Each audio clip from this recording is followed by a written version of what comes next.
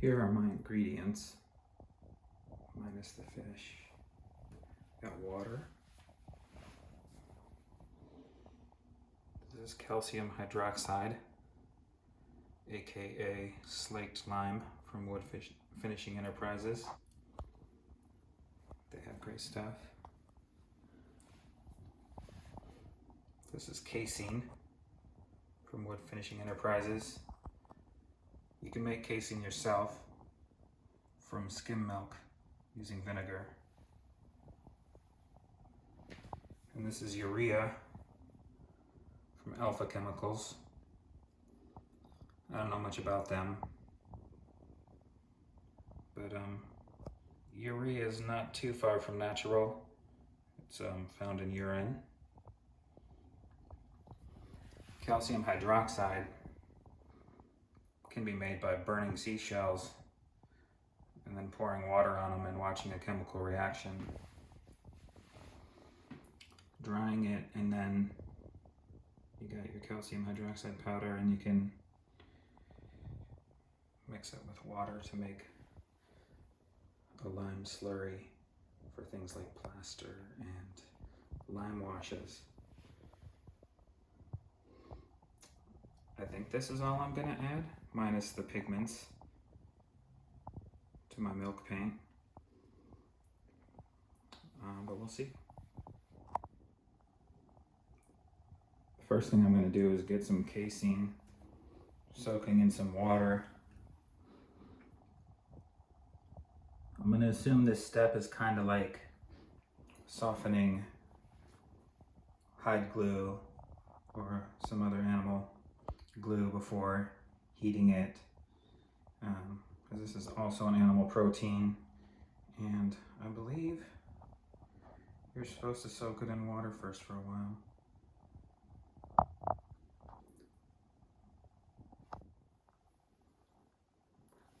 I'm gonna put some casein in here on the scale. I know you can't see the numbers, but I'll tell you what they are. Okay, we've zeroed it out in grams. Just gonna guess here how much sticky stuff we want in our paint. Let's see, that's 20 grams. I imagine this is going to expand some when it soaks up some water, maybe, I'm hoping. I think I want a little more. I think I'm going to do 40 grams. And then based on that, we'll decide how much other stuff we want. 38, 39. It doesn't even need to be exact. Don't know why I'm doing it, but I am. 40. 40 grams of casein. I'm going to put a little bit of water in there.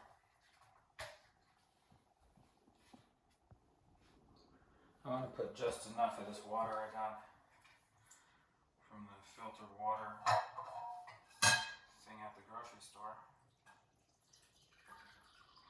to make the casein soggy and give it a little something to soak in for a while.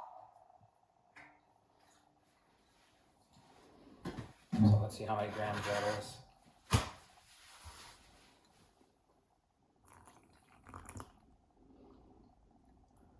That's looking like, that's 80 grams right there. So that would be equal amounts. This is just a regular old drinking glass. This is not far off from baby food formula. It's kind of like beach sand right now. I'm gonna add a little more.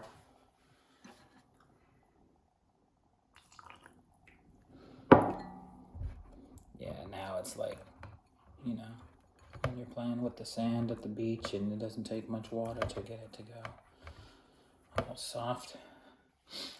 Now we're sitting at 114 grams, so yeah, about that much water. And I'm gonna let this sit for a couple hours.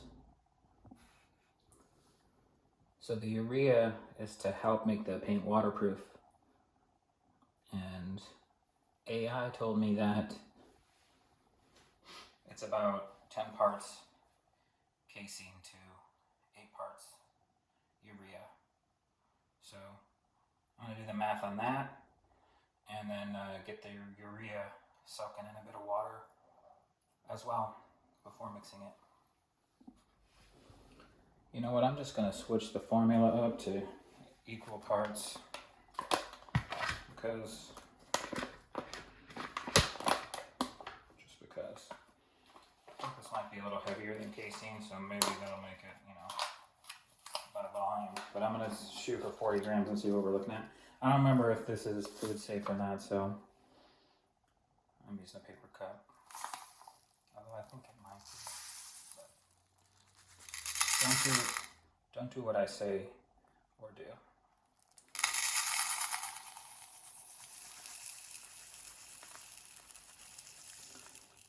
$20 grams.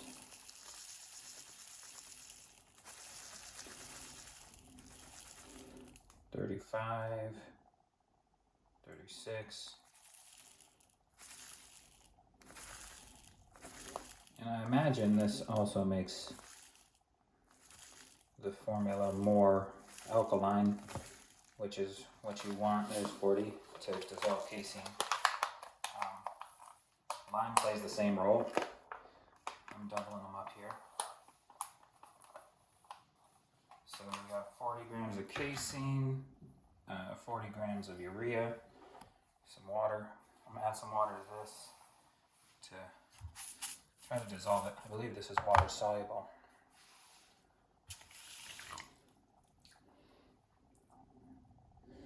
And that looks like it dissolved really quickly. Don't worry, I'll show you. Just want to mix this up with the Chick-fil-A straw.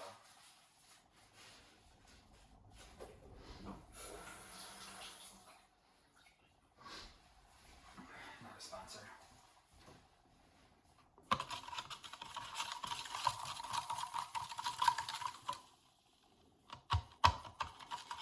A little bit of crusties on the bottom, like as if you added, you know, about that much water to that much sugar or salt.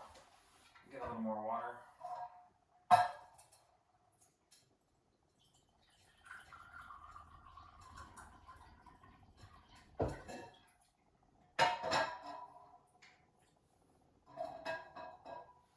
Okay. All right. Or like 172.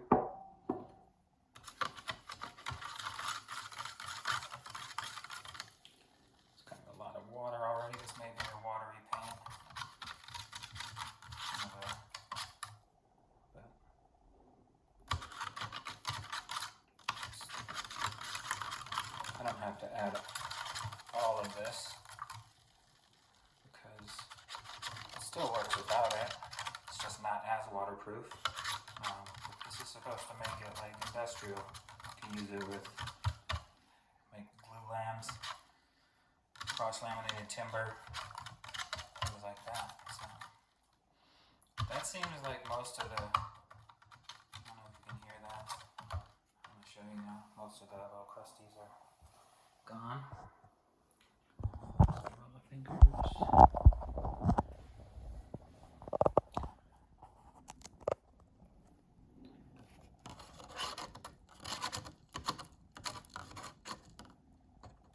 You see a few falling around in there, some of the bigger pieces. So I'm going to let this sit while the casein is sitting.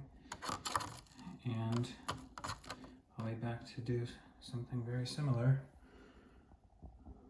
with the lime. I'm going to do 40 grams of the calcium hydroxide as well. This is caustic. Supposed to be a little more careful with this. I see people handling it pretty carelessly. It's used a lot on construction sites and stuff, but you know, it could maybe burn your skin a little bit or something. I'm just gonna I'm gonna do equal parts, so the 40 grams of calcium hydroxide, and it's supposed to have about equal parts water by volume to get a nice slurry. But I'm just gonna shoot for a nice slurry. Got my cup here.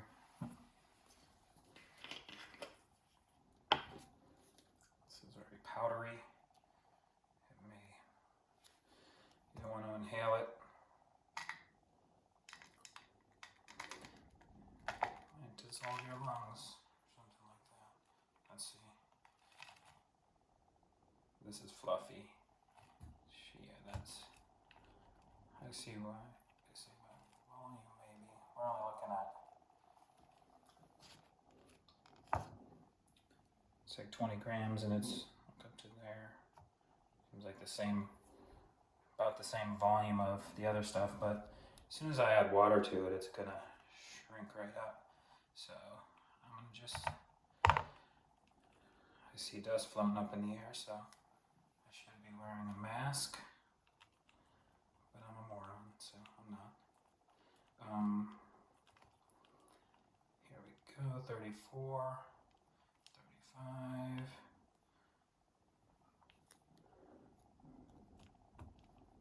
It's probably so frustrating to watch. All right, 38, a perfect 40.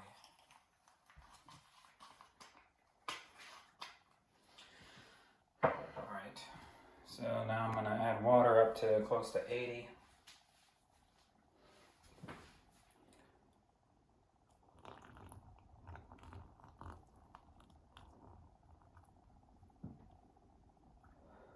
A little more fine powder dust floating around. I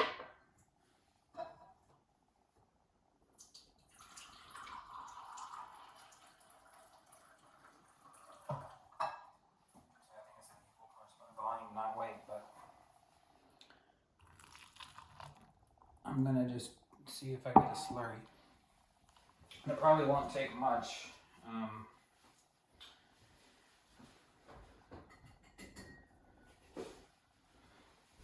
To turn it from dry sand into a slurry. Ooh, this is like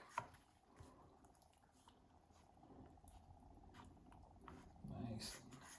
It's like clay, kinda. I like it. So this gives like a nice, this will give like a nice texture to the paint. Because it's like a nice filler, like Colin clay, like really fine. Smells kind of good too. I don't know if I should be smelling it. I think that's a slurry right there. That was, we're at 106. So what I do? Put too much? Well, no, because I like it. All right, I'm gonna show you. Sorry.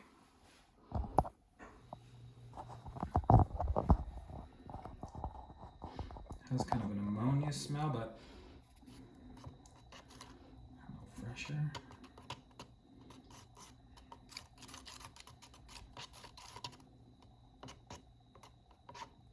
It's like pancake batter. Yeah, maybe more like crepes. Something a little run out a little more, but maybe not. I think it's perfect. So we got our slaked lime slurry. We got our casein over there soaking. Put my finger in it. Ooh. Oh yeah, it took in all that water. I need to add more. It's like a rice dessert, like a mochi ball. All right, I'm gonna add some more water there. That did behave similarly to the animal glue. I think where it kind of gums up as it absorbs water, and it just kind of preps it for the latter steps. Okay, we'll see what that does.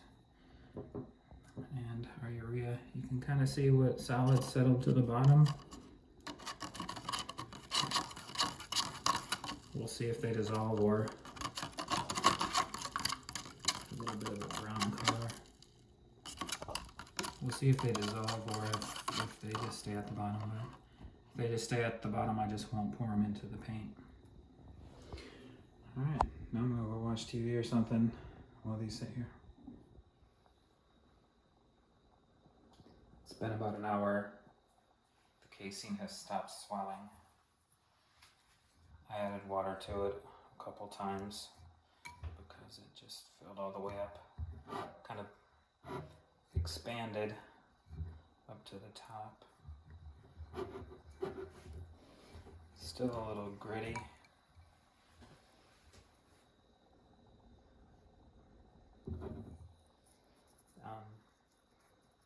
But I'm gonna give it a shot. So I'm gonna use this container to mix it in. It's not super clean, but I'm gonna be filtering this paint anyway. So I'm gonna add my casein.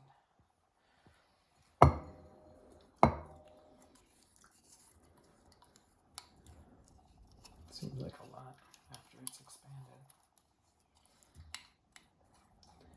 Reminds me of cream of wheat a little bit. Right. That's enough.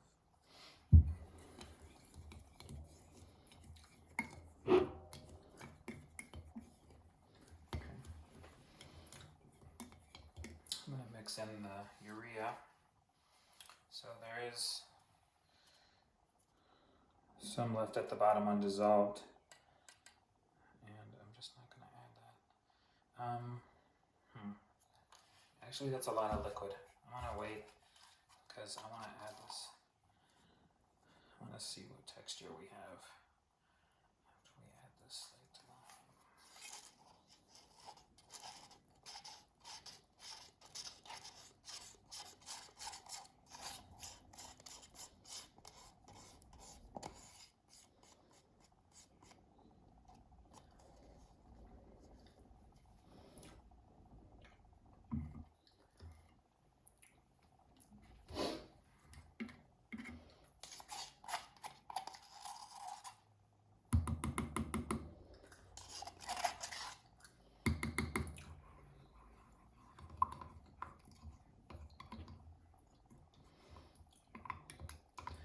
It's quite liquidy now. Smells strong like ammonia. I'm going to add a little urea to this line. See if it does anything.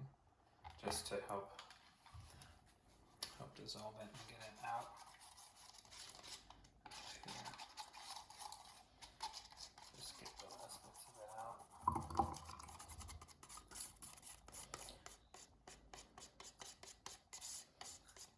That's enough.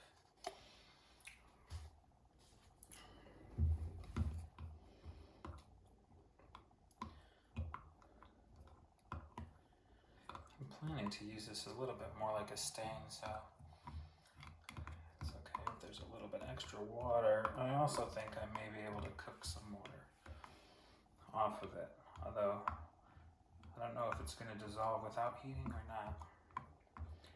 But I want to add the urea because the project I'm finishing is going to be outside. I want to see if I can make it waterproof.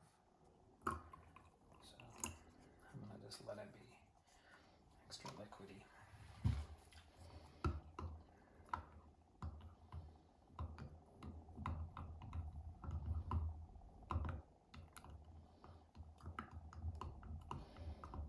Strong ammonia smell.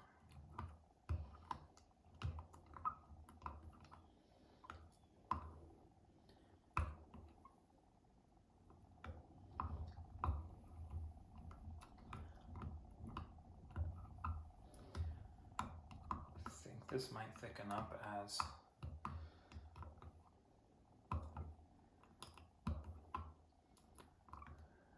the casein dissolves into it, but this is a lot of water. But I am going to add this anyway because I want to get a little urea dust that floats in the water and then sinks down. I'm going to try to capture some of that and avoid just those big rocks at the bottom.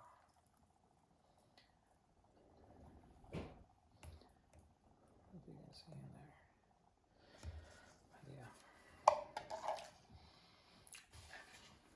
And now we have like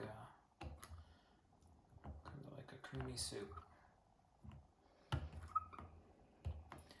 And I think I'm gonna just close this up. I don't think it, well, maybe I don't know if it needs to breathe or not.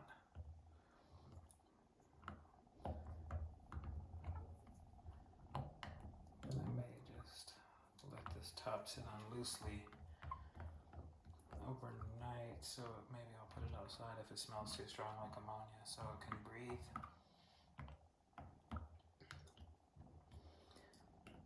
This is looking promising though. Seems binder-ish.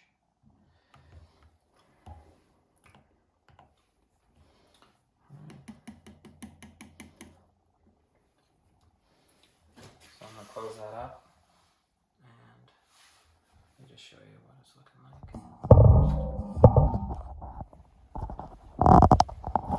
This angle.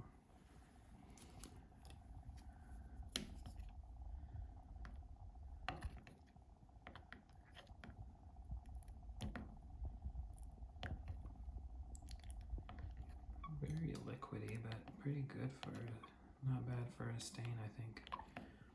I'm gonna add several different pigments to it, and it will probably be either tomorrow or later tonight, and I'll let you know.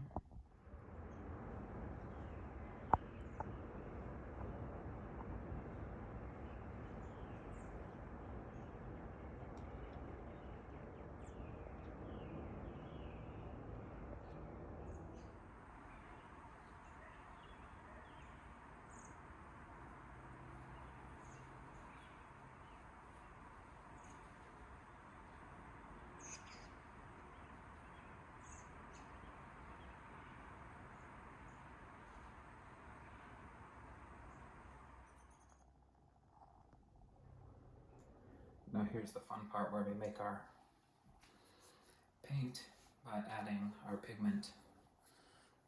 What I have here is pure graphite powder. This is what I'm going to use for my black pigment. This is from Fastco epoxies. They say it works best with epoxies,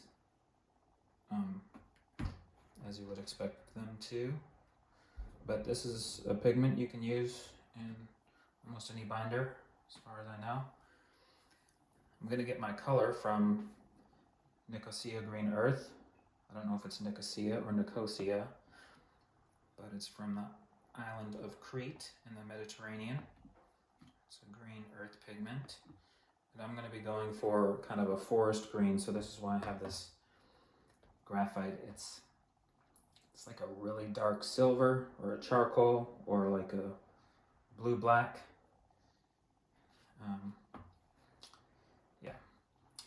I have my fillers, Casein clay.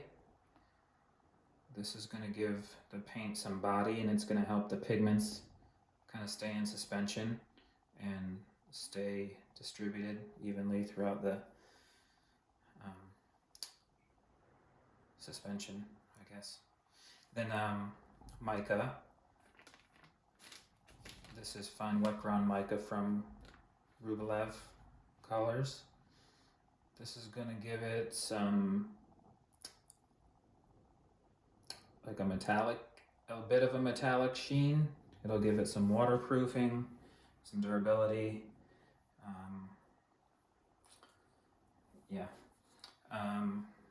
And we got purified calcium carbonate, which is chalk, which is traditionally one of the pigments used in milk paint. And it's a white pigment. So I'm going to use a little bit of that too, but I don't want it to go too white. Casein clay and mica is they're almost kind of clear, at least in most mediums. In a water medium, they may show more of their color, but in oil or lacquer, they're pretty much clear.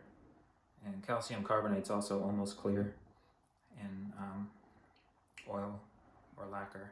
What I also have here is a pumice, a very fine grade of FF grade, and this is one of the ingredients of Roman concrete, and there's a reaction that it has with the lime in the binder here that creates some durability. So I figure why not add some of that in there too. I had this originally for polishing. So what I also have are some paint strainers, some containers. I got this little 1 tablespoon measuring spoon to scoop out the binder. I have large popsicle sticks and small popsicle sticks to use as scoops and mixers, but what you really want to mix with is something that's going to give you some shear force. So if you don't have a $1,000 shear mixer, you can just use a glue brush, which costs about a penny. I don't know how much they cost, but they're not expensive. And this is boar's hair, which will break down a little bit in this highly alkaline solution. As far as I know, it's going to leave some hairs in it too, but they'll filter out. But this breaks up all the little chunks of pigment and just helps mix it in really well. So sometimes the simple things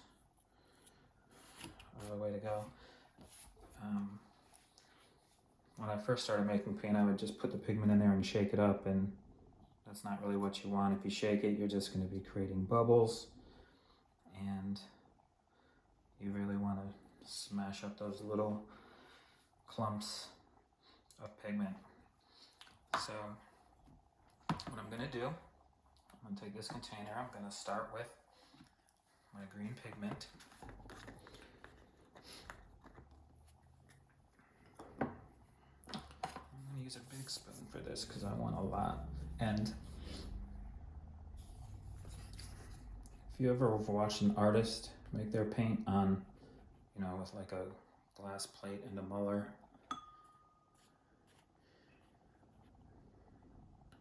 you'll see that paint is mostly pigment. When I first started making paint, I thought paint was some sort of liquid, some sort of viscous liquid that you can add some color to. That's not really what it is. Painting it's basically gluing tiny rocks to a surface. Once I started thinking about it that way, everything kind of changed, and I started having a lot more success. So paint is glue and little rocks and other stuff you might add to it to modify it. Let me get my paint filter here. I'm gonna mix this up. I'm gonna use one of my small popsicle sticks to mix it up, because the lime will have sunk to the bottom because it's not really dissolved in there, it's just suspended. And I can feel it on the bottom, like mud. And I'm gonna mix it up to get it back up into there, because I want it in there, because it's going to have durability and it's going to react with that pumice. I believe, this is my first time doing it.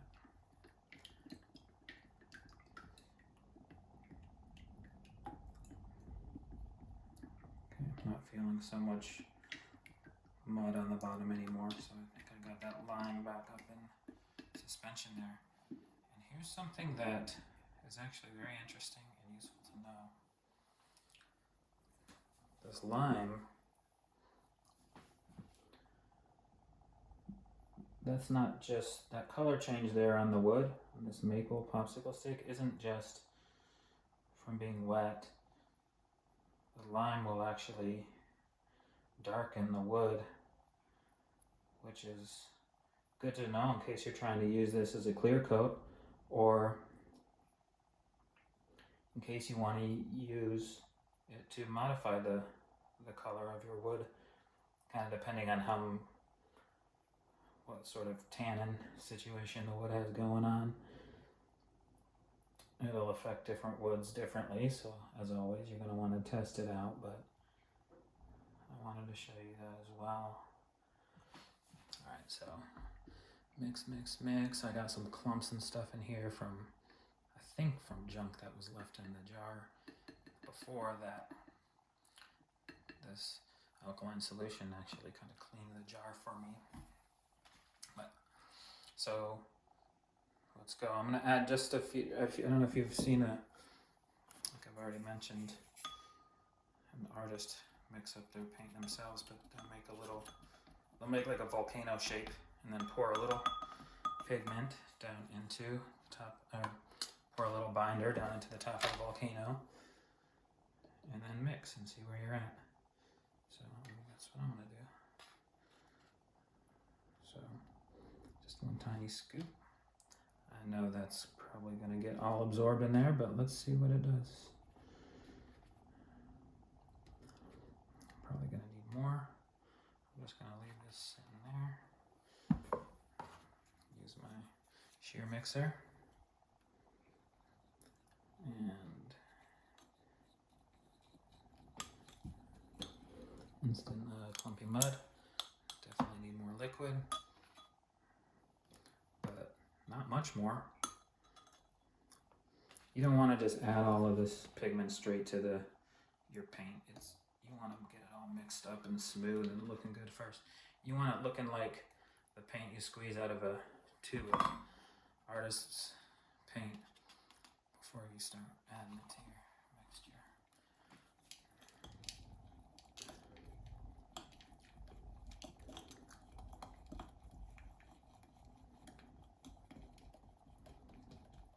And this way you can get the brush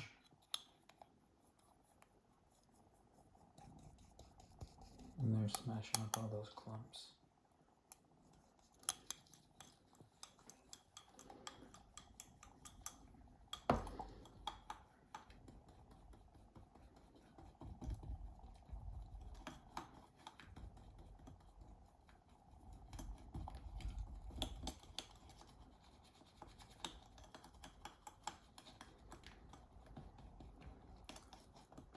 This part's important if you want to have a nice paint.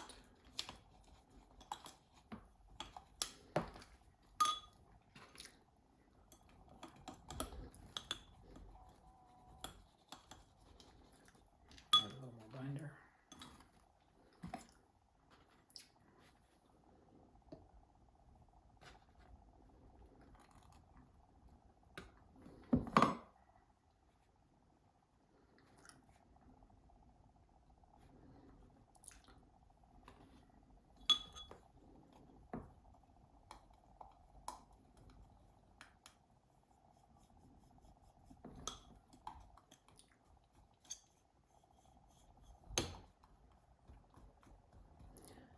I almost wish I didn't add water to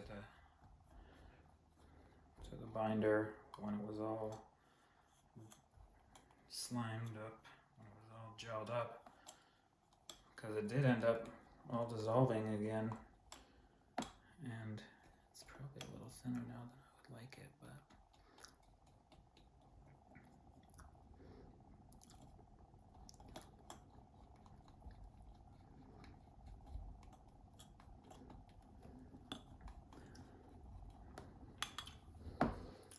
let's see here. Just grab a white napkin, put a little bit on there so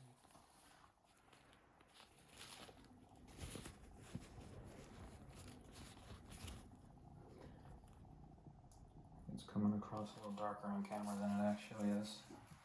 Turn on the light here and see if it doesn't help.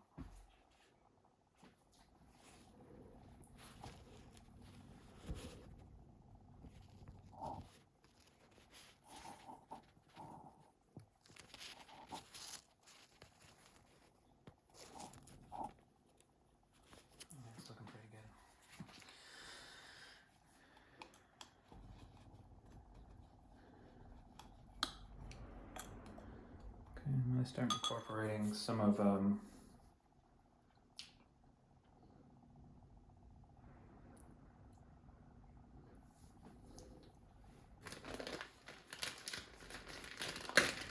fillers. Scoop of mica. About that much. Teaspoon, tablespoon, somewhere in the middle.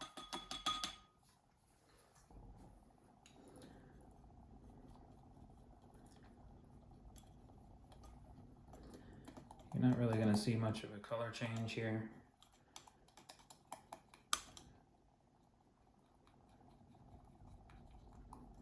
I have this theory kind of that you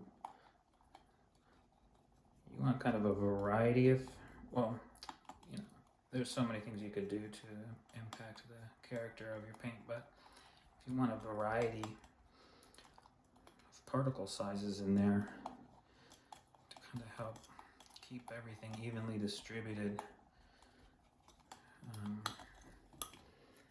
think that's what this kaolin clay is very small particles. It's kind of this clay is similar to mica, I believe, but it's just been pulverized more, or it's like the smaller particles.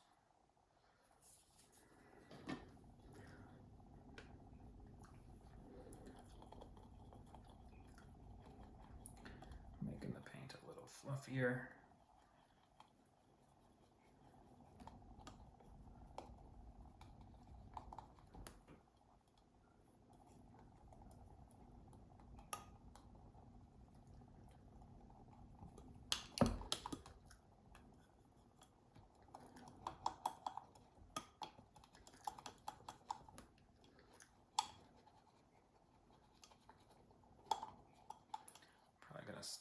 I may pause the camera and just stir this a little bit longer, but I don't know. I think sometimes you can learn better by watching the boring stuff too. Maybe it's not boring to you. I actually like to sit and watch paint dry.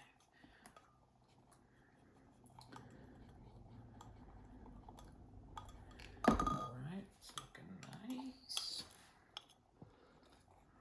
I'm gonna get a light or something to shine on this.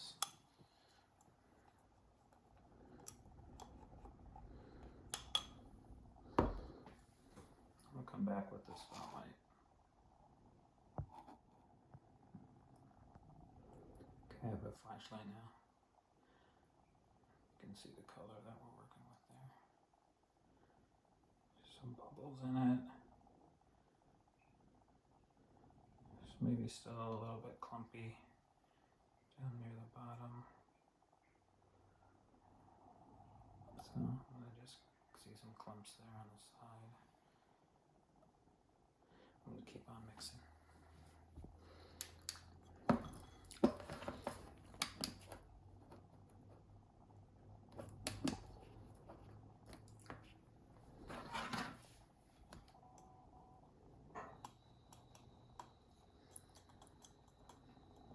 This is going to be my first YouTube video. So I apologize for the low quality. I kind of wanted to start pretty low key so I can improve.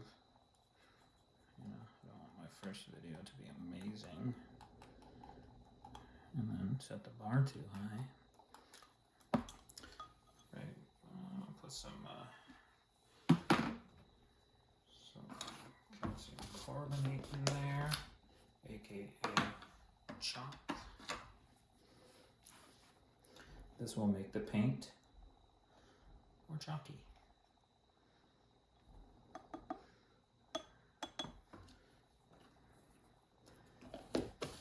So much of the commercially available paints and finishes will lead you to believe it's some sort of rocket science. It's really an art and a craft. You can mix things that they tell you can't, or that are incompatible. There's ways. can make emulsions if you want to mix oil and water-based stuff. You can use shellac between, everything sticks to shellac, and shellac sticks to everything. It's kind of the saying. So if you have two incompatible materials, you can put a coat of shellac in the middle of them and get them to stick. I've mixed, a French polish is shellac and oil. So there you got a alcohol soluble and an oil soluble, or essential oil soluble material kind of going together, working together to make a beautiful finish. It's all up to you. It's your paint.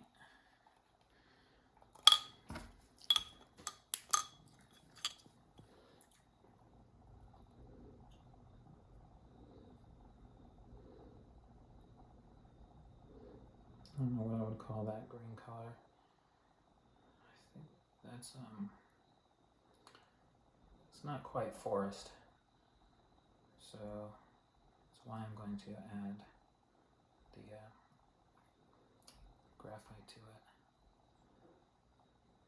It's kind of bubbly and thicker now because of all of those solids I've added.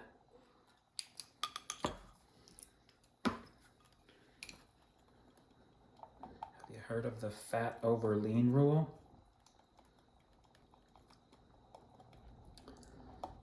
You want your lower coats of paint to be lean and your top coats to be fat. That means, like if you think of it in terms of oil paint, you want more oil, aka fat, in your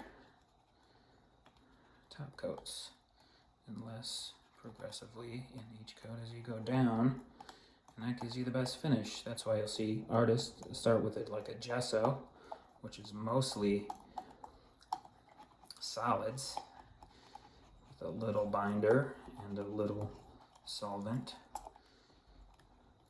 and then you work your way up to the final coat, which might just be a clear, pure binder coat. The more solids in your coat, the easier it is to sand and level out, and the less likely you're gonna end up with lower layers that are not dry, and then that lower layer with all the solids in it and not a lot of binder will act like a bit of a sponge and kind of suck in your subsequent layers. And it just makes your life a whole lot easier if you're doing multiple coats. So start with fat over lean. So you can add these fillers to make your paint more lean. It's not just about the amount of binder, but it's the amount of solids too. The more solids you have, the leaner your paint is going to be. So what I'm making now is quite lean, because you saw I just put a couple little scoops of binder in there, and I've been filling this thing up with solids. So once I get all these solids and pigment incorporated, I'm gonna start adding more binder. Here's the pumice, which is volcanic.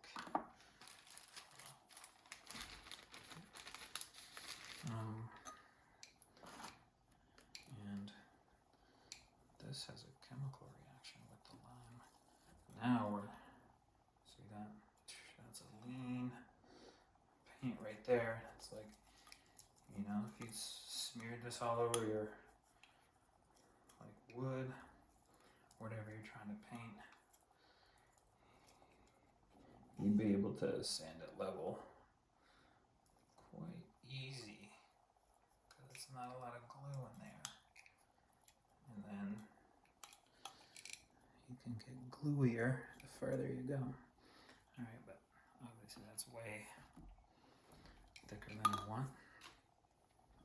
So I'm gonna add some more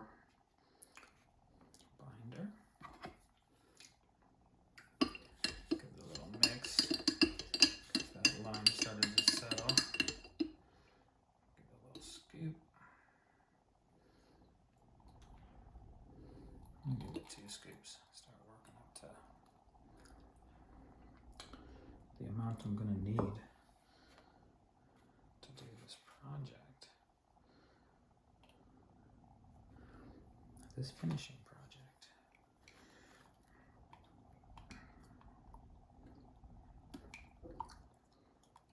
It's looking milkier. The lime is like a pigment as well. So it's going to make it a little whiter as I go. I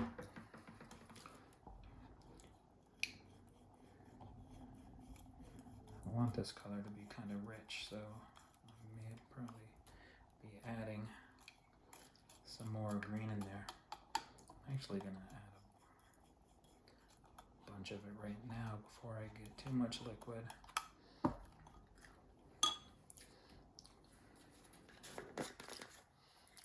While I can still be smashing it up with my brush. So yeah, I'm doing a mailbox post with this. So if you think about gluing rocks to the surface of that mailbox post, it helps you, at least me, conceptualize how much pigment you actually need. You're not just like putting a squirt of color. I mean, maybe it's obvious to everybody else, but it wasn't to me, because you watch them make the paint at the hardware store and it's just like squirt, squirt. But that stuff they're adding that pigment to, it's already full of solids, those bases, full of fillers. Like clays and chalks, and they'll make you think it's rocket science again, but it ain't.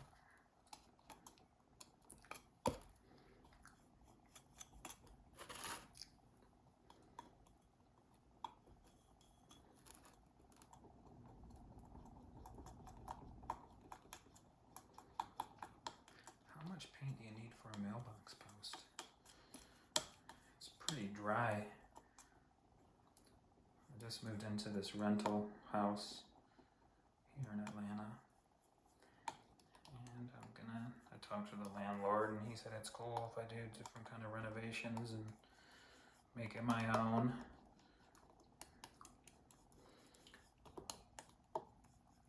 So I'm gonna kind of use this place as a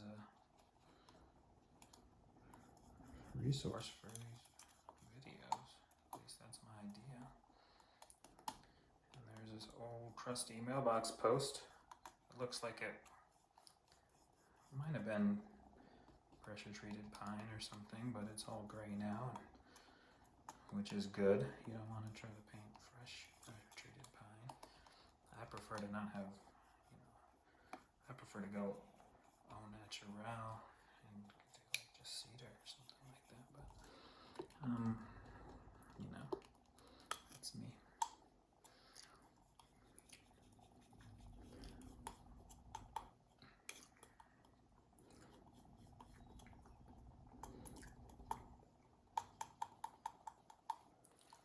So I feel like I'm gonna go with another scoop of pigment because I want decent coverage on this mailbox post, this little subdivision or neighborhood I moved into.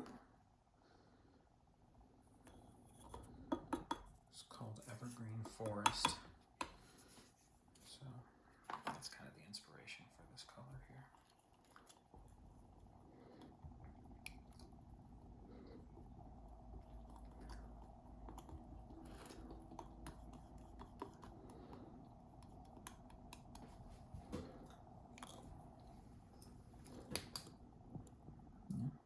The same. Just keep mixing.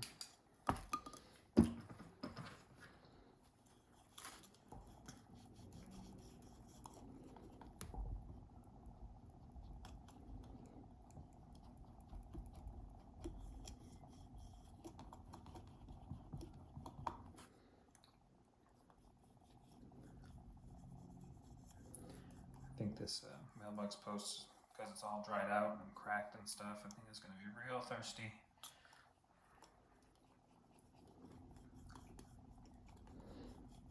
It's going to absorb a lot of my paint,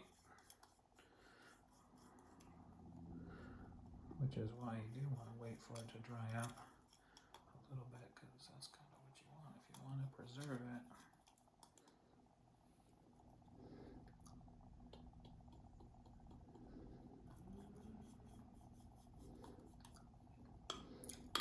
Speaking of glue and gluing rocks, let me show you something. So these are a couple popsicle sticks that I dipped in the binder and then just kind of sat on each other to dry and sat. I didn't clamp it or anything. I tried to just do it sloppy. I just dipped each one and then kind of put them together. You can see the color change that you get. This is like the worst light here, and I apologize. But I kind of wanted to break this apart and see how strong the glue is. So that end over there where the wood didn't really touch is the first to come apart, and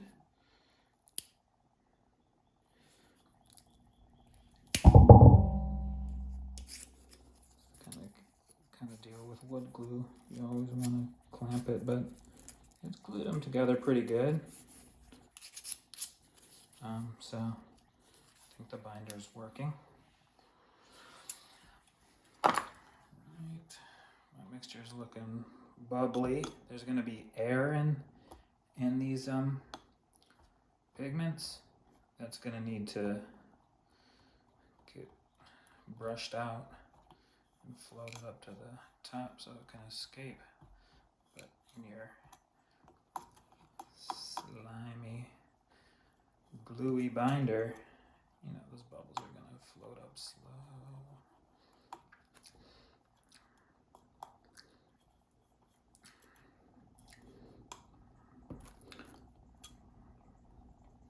All right. I'm gonna add, I'm gonna work on my black.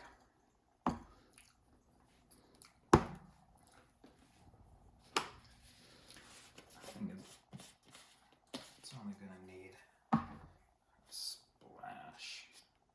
So maybe that. You can also use the same stuff you use to lubricate locks.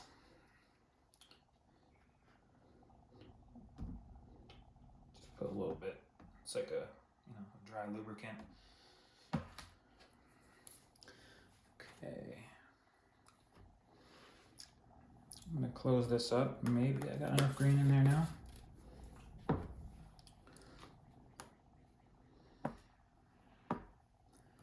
gonna do this the same way. Get a little binder, give it a stir, give it a scoop.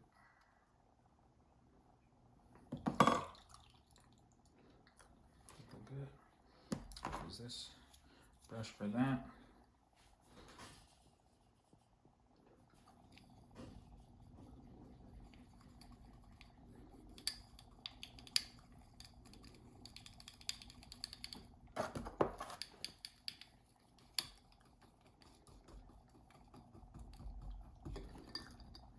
Splashed it on.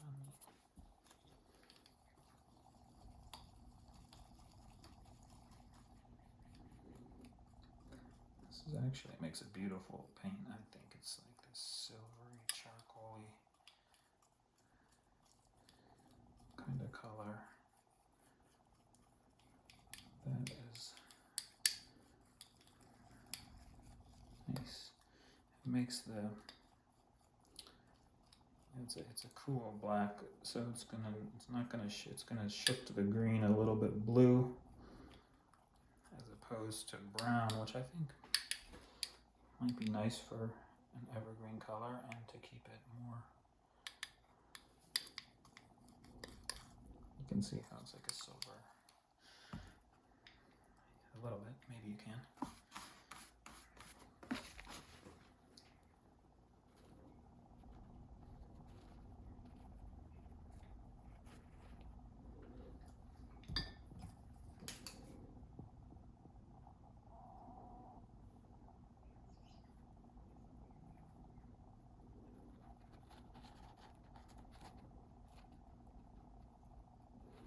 These are the two colors I'm going to put together. Doing it this way, I can add drops of black at a time to get it darkened just the right amount.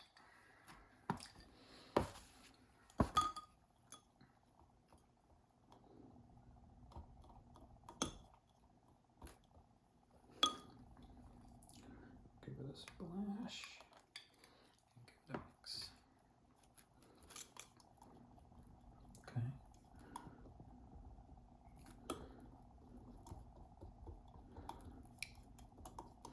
I'm going to get a nice light for my next video, especially when I'm doing this color stuff. I like this natural light coming in, but I'm just not sure it's translating on camera that well.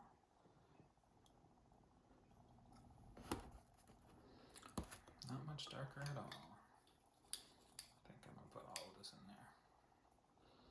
Uh-oh. You don't want to go too far with the dark because it's hard to go back. Especially with this natural green earth pigment. It's not like these industrial pigments. They're like, it's crushed up crystals. So it's slightly transparent, which makes it beautiful. Which is why you see those Renaissance and medieval paintings glow. Or the modern stuff is just like plastic on and put some color in it. But these old paints, man, they're beautiful.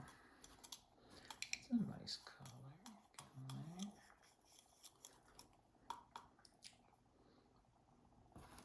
Okay.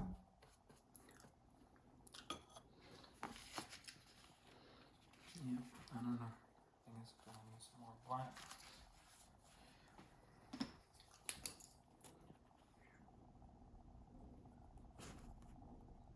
It's dripping. Okay.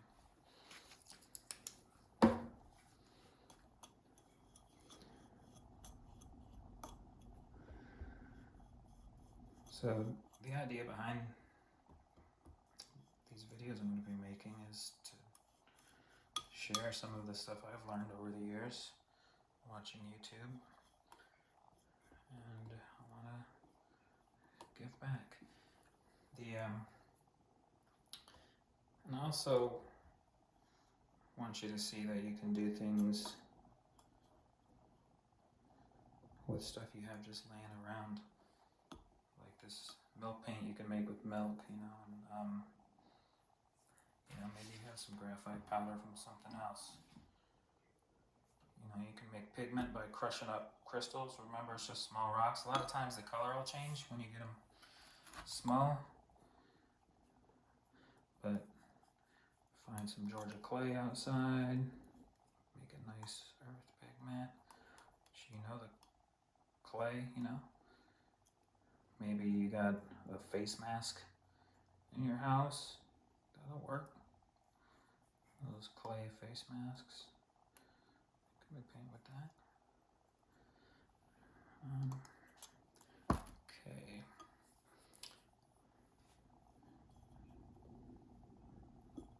I think I'm liking that color. I'm going to darken it up a little more and add more binder to start building it up too.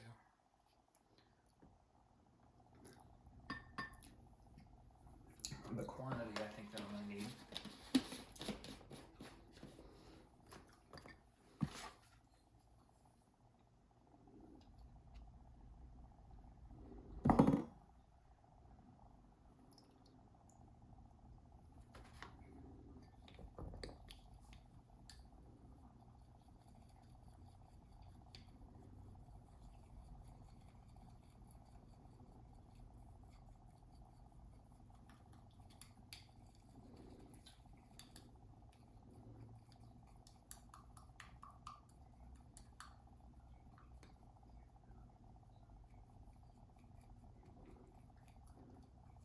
this book from 1906 about casein and its industrial uses.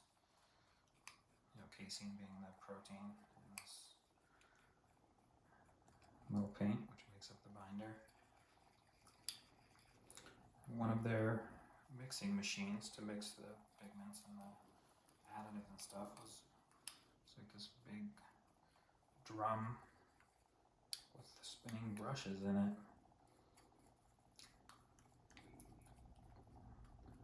So, who knew? A brush is good for paint.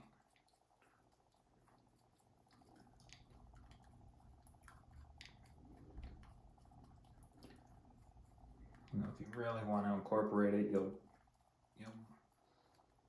mull it, put it on a etched glass plate with an etched glass muller and swirl it around until all those tiny little pigments are crushed right into the binder. And doing it that way, you're also making the rocks, the pigments, smaller and smaller, so you can actually change the texture and the color of the paint.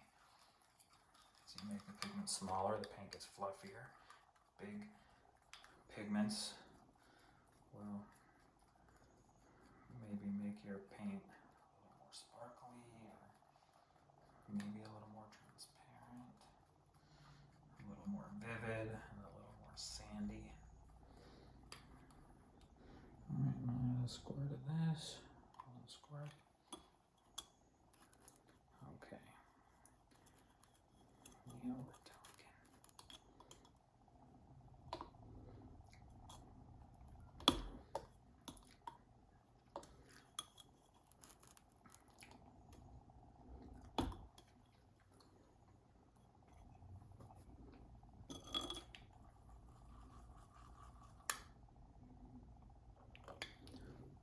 Going for a dark green.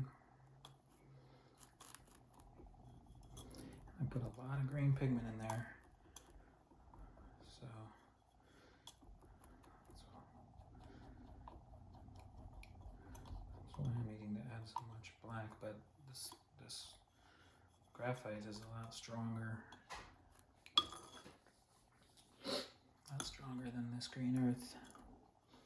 This green earth color is the color they used in the Renaissance, I guess, whatever, back in the day, the old masters.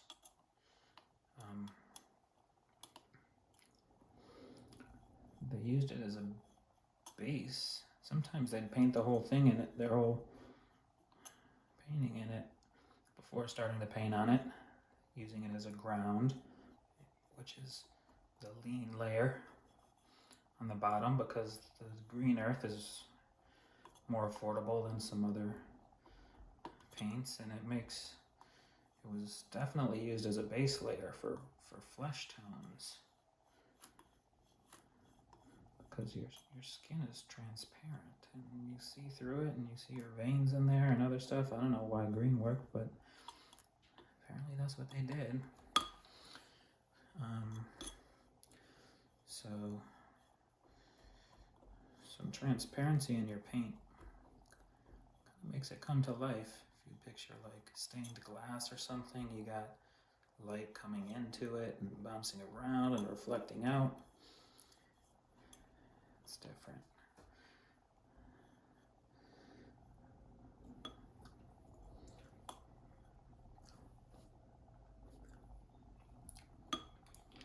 Jeez. I don't think I need this much, but this is good. This probably means I'm going to get good coverage, and then it's so strong I'm going to be able to dilute this some more. I think that calcium carbonate in there,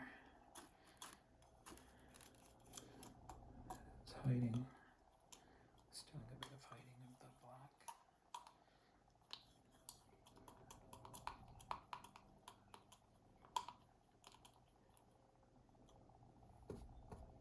Okay. It's like a nice Vermont green. I don't know if you've been to Vermont, like lots of the barns there, and you know, their license plate is green, lots of the barns are green.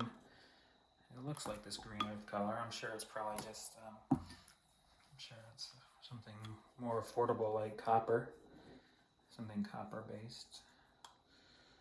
This is also copper based, this green. You can, the island of Crete, where it comes from, was famous for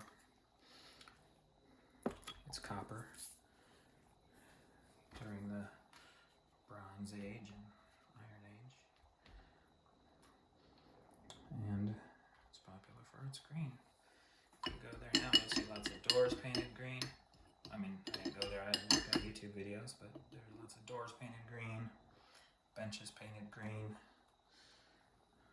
like window, like shutters painted green, things like that.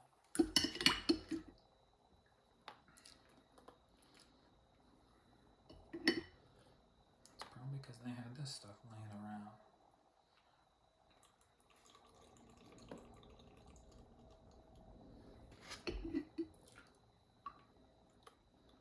Now that I got my pigments mostly, pretty much incorporated, I can start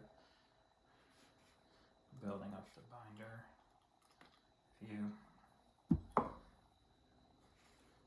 try to add the pigment when you already have the thing full, it's hard to get that brush to hit all the little clumps.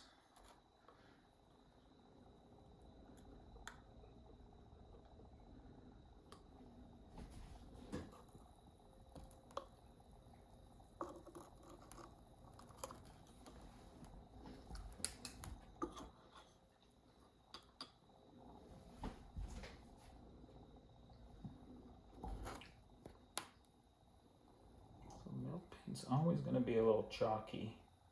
It's part of its character because it has the lime in there and other white stuff.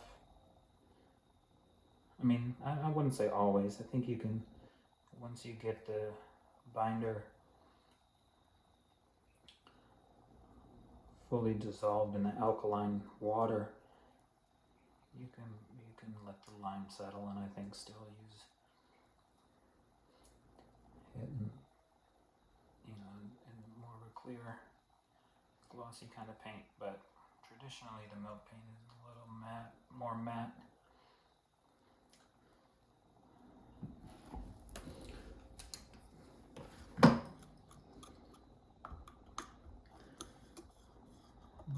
Once I get this all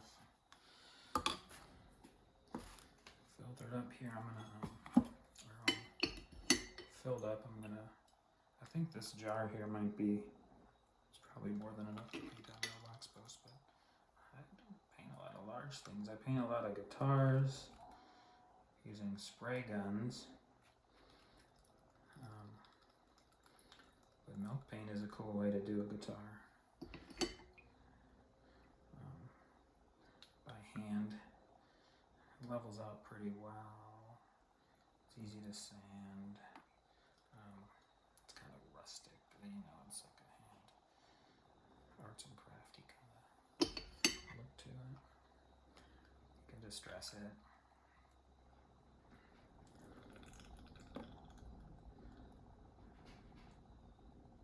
I'm doing this over this pegboard from IKEA that I haven't opened yet. Has a plastic on it, just so I don't mess up my table and I can be a little messier.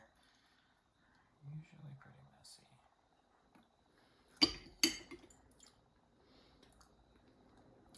Not that a mailbox post is large, but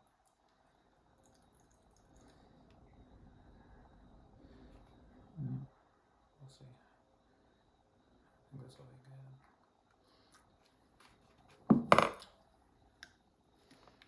Once I get this all mixed up, I'm going to filter it again just in case there were any clumps. I have no idea how waterproof this will be. I have that urea in there, which is supposed to make it waterproof. And I have that pumice in there, which is supposed to react with the lime to make it a bit like concrete. So, we'll see.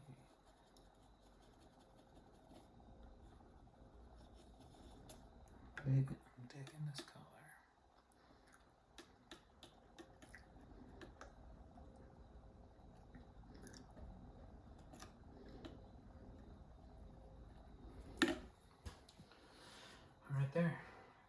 mixed up pretty good.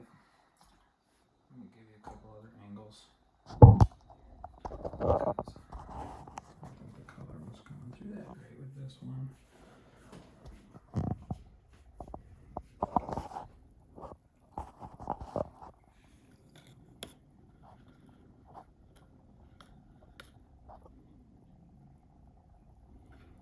It's kind of watery.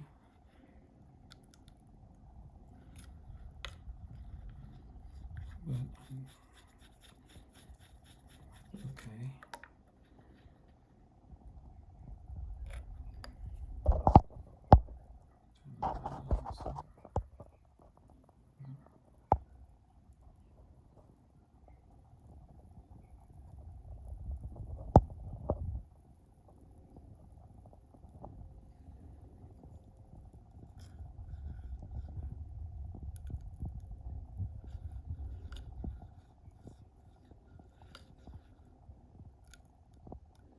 There's one's open.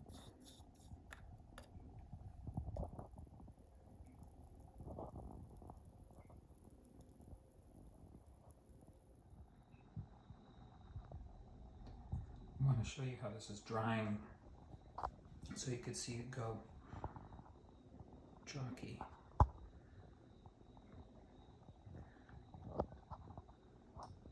So what I might do is just rub an oil coat on top of it after.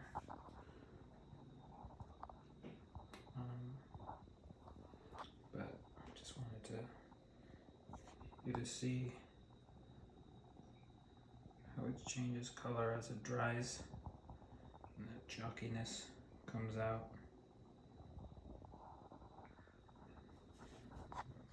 Which is kind of a cool effect. All right.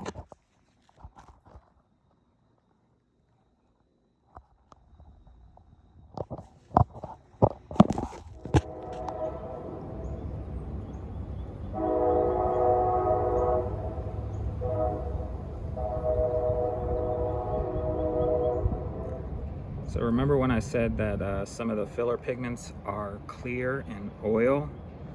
Here's a good example of that. So I did this little test stick here. So on this side we have the milk paint, and on this side we have the milk paint with walnut oil rubbed over it. Walnut oil is a drying oil like linseed oil, and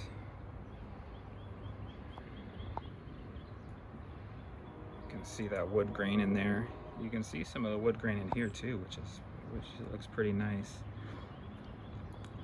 But this is a little darker and duller, I guess, than I wanted. I wanted a little more green, so I'm thinking if I want to rub oil over it, I might modify the base coat with something that won't go clear in oil, like a mica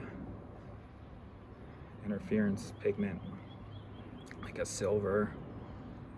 And the nice thing about mica pearl is you could just mix it in. You can just drop it in and give it a shake or a stir. You don't need to wet it to get it to distribute evenly. And that'll give it some sparkle too. And the mailbox post does appear to be cedar, and I like how cedar turns silver, so I think adding some silver to this and some more green will help when I put oil over it.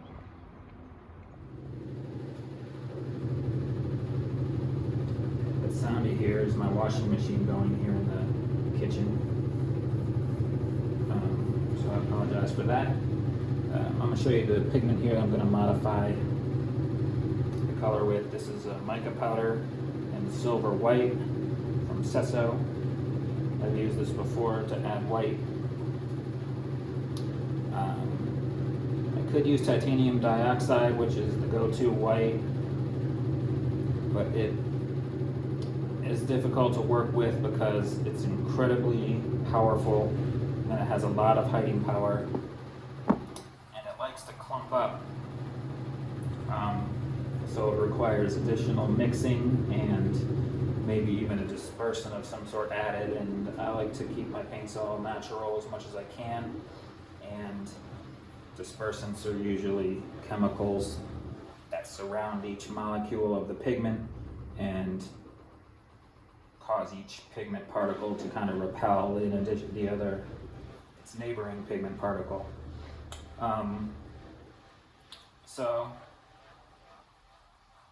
these mica powders can work.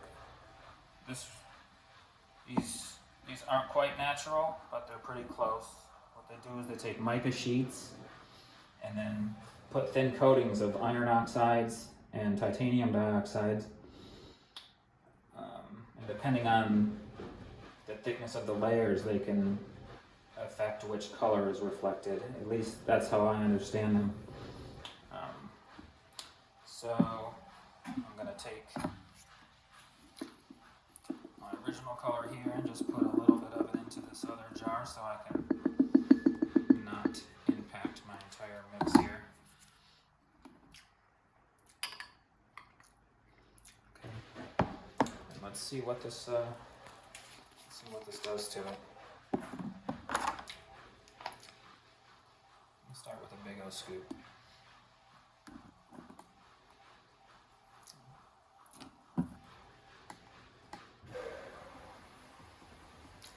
Typically when you're adding pearls, you only need a pinch because you just want to add that satin or that pearlescence effect, and you don't need much to do that, but I'm trying to use it to make make it more white, so I'm going to add it more like I would in a traditional pigment. So that's already dispersed in there. There's a little bit of bubbling because there's air pockets in the pigment that sinks to the bottom. I don't think it's changed the color that much. At least, in this setting, it looks real similar to, I guess you can see it's a little lighter. So that should keep it brighter with the oil on top of it, because this will not turn clear in oil.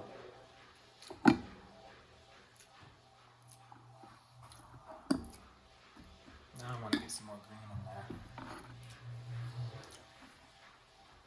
And because I'm adding this to that, I'm going to add even more actually of this because it's going into that bigger batch, and I liked how that affected it.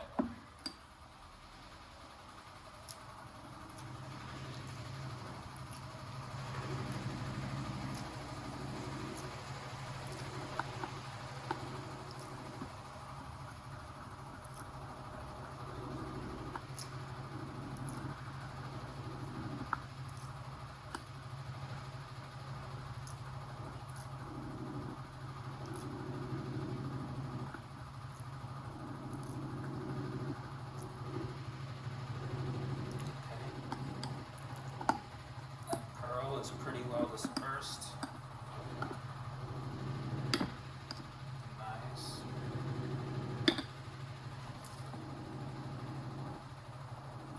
Later.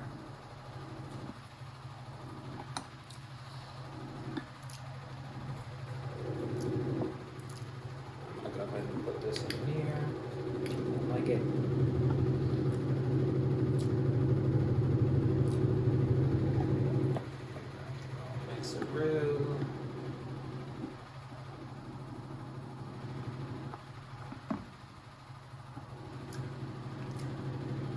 Add some of that back into here. Mix in some green. So it's been a day or two of this milk paint sitting here already mixed up. And because I put that pumice in there, I was a little concerned that it was going to go harden up on me like concrete. would, because the pumice in the Roman concrete actually allowed it to continue to set underwater because it doesn't require air to set. So the pumice bonds with the lime. It's like the aluminum silicates in the pumice creates, a hardened structure when it reacts. So I guess what I'm saying is I'm glad it didn't harden up. Get some green there.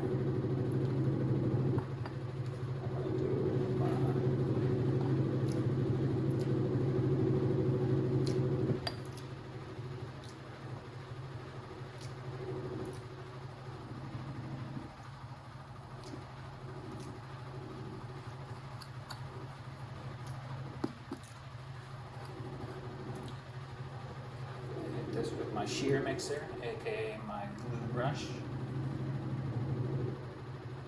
Get all those particles broken up.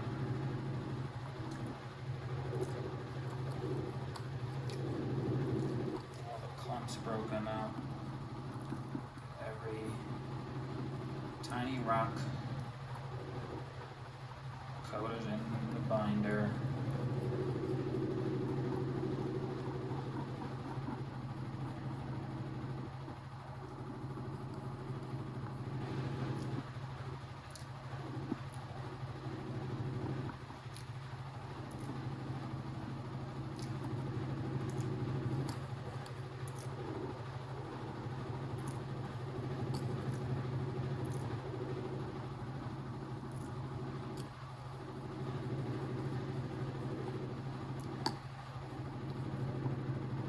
You guys like long videos. I like to put them on at night and fall asleep to them. Hopefully the sound is something your significant other, if you have one, can tolerate. Alright.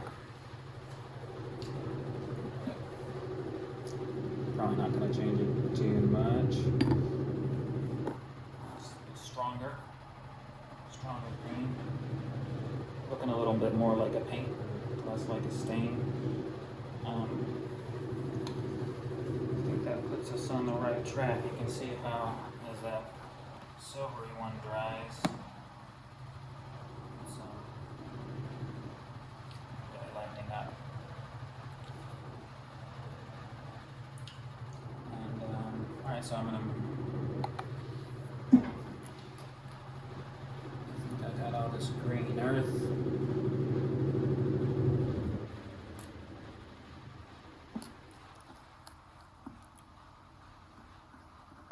Pretty well mixed in here.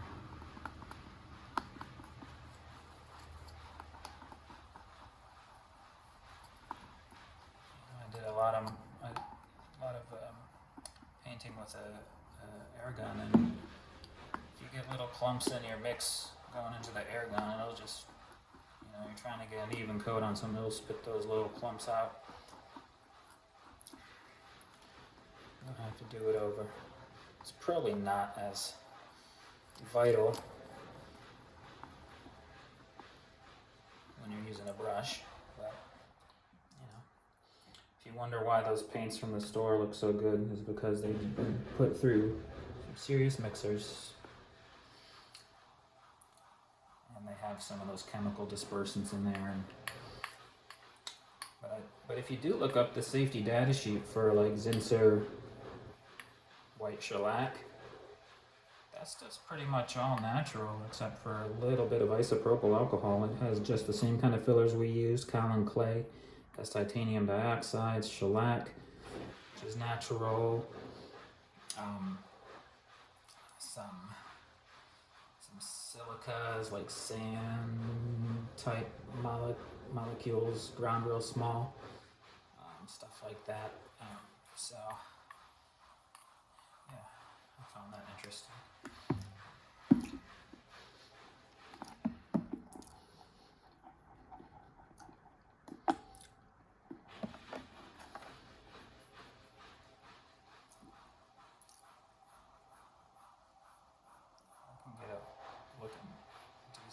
glue brush. I know I can get it decent with the regular one. Oh, my laundry's done. And here, yeah, looking the same, pretty much the same as it did, I think, but yeah, it's a little lighter. When it dries, it'll probably be a little lighter, and then when I add the oil, the green is gonna stay, and that mic is gonna stay, and we'll see what that looks like.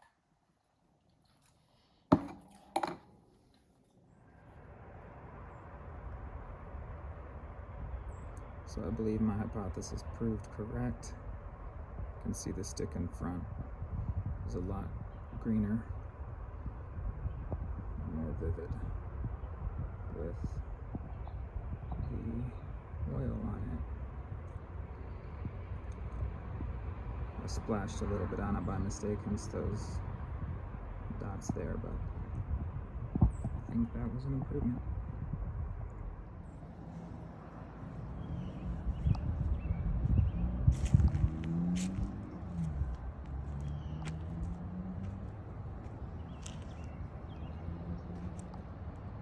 I took the numbers off and you can see where it's not oxidized. Because the lime will oxidize the wood, it may help mitigate that showing through in the end. So here's the before. I would probably use a maroon scuff pad to clean it off, but I don't have one right now, so I'm just going to wire brush it and paint a couple coats.